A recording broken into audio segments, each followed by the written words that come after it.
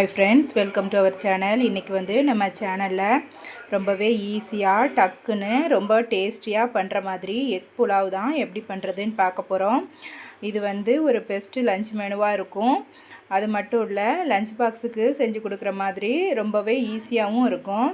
டக்குன்னு ஒரு 20 நிமிஷத்தில் லஞ்ச் பாக்ஸுக்கு செஞ்சு கொடுத்துடலாம்.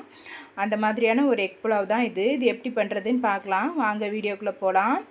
அதுக்கு முன்னாடி நீங்கள் இப்போ தான் ஃபஸ்ட் டைம் நம்மளோட சேனல் பார்க்குறீங்க அப்படின்னா சப்ஸ்கிரைப் பண்ணி சப்போர்ட் பண்ணுங்கள்.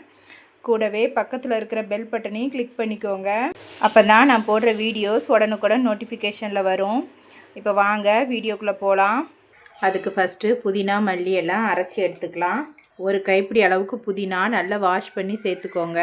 இது கூட ஒரு கைப்பிடி அளவு மல்லி இலை சேர்த்துக்கோங்க. கூடவே ஒரு 8லேருந்து 10 காணு சின்ன வெங்காயம் சேர்த்துக்கோங்க. இது கூட ஒரு 3 பச்சை மிளகாய் சேர்த்துக்கோங்க. நம்ம காரத்துக்கு வந்து இதில் எதுவுமே சேர்க்க மாட்டோம், அதனால் பச்சை மிளகாய் உங்கள் காரத்துக்கு தகுந்தாப்பில் சேர்த்துக்கோங்க. இது கூடவே கொஞ்சமாக மிளகு சேர்த்துக்கோங்க.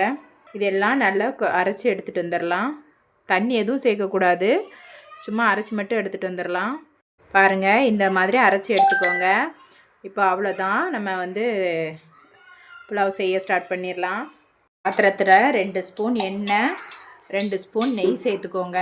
எண்ணெய் நல்லா சூடானதுக்கப்புறமா கொஞ்சமாக பட்டை, கிராம்பு, ஏலக்காய், பிரிஞ்சி இலை, ஸ்டார் பூ சேர்த்துக்கோங்க. இது கூடவே ஒரு 3 பல்லாரி வெங்காயம் கட் பண்ணி வச்சுருக்கேன், அதை சேர்த்துக்கலாம். நான் வந்து 2 கப் அளவுக்கு அரிசி எடுத்திருக்கேன். 2 கப் அரிசினா வெயிட் கணக்கு ஒரு 400லேருந்து 500 கிராம் வரைக்கும் இருக்கும்.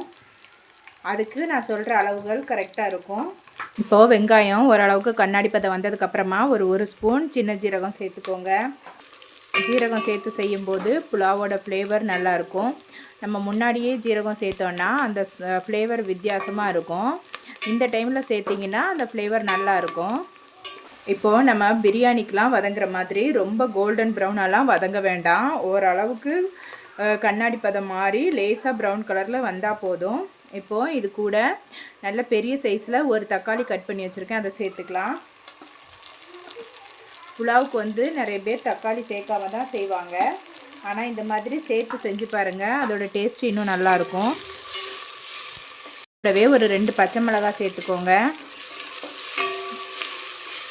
இப்போ நம்ம சேர்த்த தக்காளி ஓரளவுக்கு வதங்கிடுச்சு. இந்த டைமில் நம்ம இஞ்சி பூண்டு பேஸ்ட்டு சேர்த்துக்கலாம். ஒரு 2 ஸ்பூன் அளவுக்கு இஞ்சி பூண்டு பேஸ்ட்டு சேர்த்துக்கோங்க. இப்போ இந்த டைமில் இதுக்கு தேவையான மசாலா சேர்த்துக்கலாம். இதுக்கு வந்து பெருசாக நம்ம எந்த மசாலாவும் சேர்க்க போகிறதில்ல. 1 ஸ்பூன் அளவுக்கு கரம் மசாலா, 1 ஸ்பூன் அளவுக்கு மஞ்சள் தூள். மசாலான்னு இதுக்கு சேர்க்குறதா இருந்தால் இந்த 2 மசாலாவும் தான், வேறு எதுவுமே நம்ம சேர்க்குறதில்ல. இப்போ இதை நல்லா மிக்ஸ் பண்ணிக்கோங்க. இது கூடவே நம்ம அரைச்சி வச்ச புதினா பேஸ்ட் இருக்கு இல்லையா, அதை சேர்த்துக்கலாம்.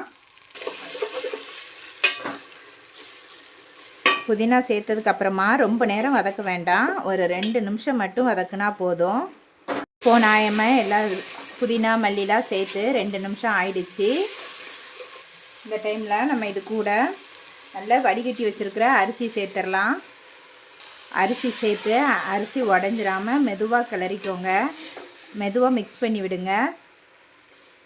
இப்படி மிக்ஸ் பண்ணுறதுனால அந்த அரிசி அந்த எண்ணெய் நெய் கூட நல்லா மிக்ஸ் ஆகும். அந்த மாதிரி மிக்ஸ் ஆகும்போது அரிசி ஒன்றோட ஒன்று ஒட்டாமல் நல்லா உதிரியாக வரும். நான் இந்த கப்புக்கு 2 கப் அளவு அரிசி எடுத்திருக்கேன். அதுக்கு 4 கப் அளவு தண்ணி சேர்த்துக்கலாம்.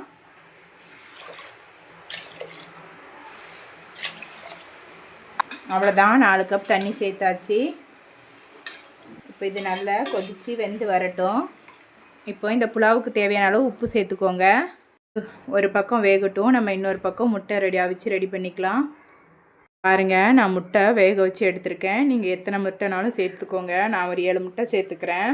இந்த முட்டையை நீங்கள் வத்தல் பொடி, மஞ்சள் பொடி, கரம் மசாலா, உப்புலாம் போட்டு அதில் லேசாக புரட்டி எடுத்தாலும் சரி, இல்லைனா இப்படியே சேர்த்தாலும் சரி. நான் வந்து இப்படியே தான் சேர்க்க போகிறேன். ஆனால் இந்த முட்டைகளில் இப்படி அங்கங்கே லேசாக இப்படி கோடு போட்டுக்கோங்க. அப்படி கோடு போடும்போது இந்த முட்டையோட எசன்ஸ், அந்த வாசனை எல்லாம் அந்த புலாவில் இறங்கும்போது இன்னுமே நல்லா ஃப்ளேவர்ஃபுல்லாக இருக்கும், டேஸ்டியாகவும் இருக்கும் புலாவ்.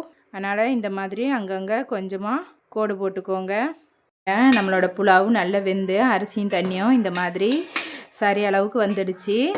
இந்த டைமில் நம்ம எடுத்து வச்சுருக்கிற முட்டைகளை சேர்த்துடலாம்.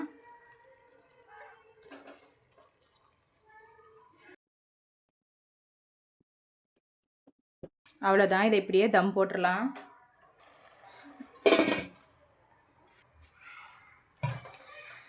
இது ஒரு 10 நிமிஷம் தம்மில் இருக்கட்டும், அதுக்கப்புறமா ஓப்பன் பண்ணி பார்க்கலாம். இப்போ பாருங்கள், தம் போட்டு 10 நிமிஷம் ஆயிடுச்சு. இப்போ ஓப்பன் பண்ணி பார்த்துடலாம். பாருங்கள், நம்ம புலாவ் வந்து எவ்வளோ அருமையாக ரெடி ஆகிருக்கு அப்படின்னு பாருங்கள். அவ்வளோதான் ஃப்ரெண்ட்ஸ், நம்மளோட எக் புலாவ் அருமையாக ரெடி ஆகிடுச்சு. நீங்களும் இதே மாதிரி இதே அளவுகளோட உங்கள் வீட்டில் செஞ்சு பாருங்கள். செஞ்சு பார்த்துட்டு எப்படி வந்ததுன்னு கமெண்டில் சொல்லுங்கள். என்னோடய வீடியோ உங்களுக்கு பிடிச்சிருக்குன்னு நம்புகிறேன். என்னோடய வீடியோ பிடிச்சதுன்னா மறக்காமல் என்னோடய சேனலை சப்ஸ்கிரைப் பண்ணி சப்போர்ட் பண்ணுங்கள்.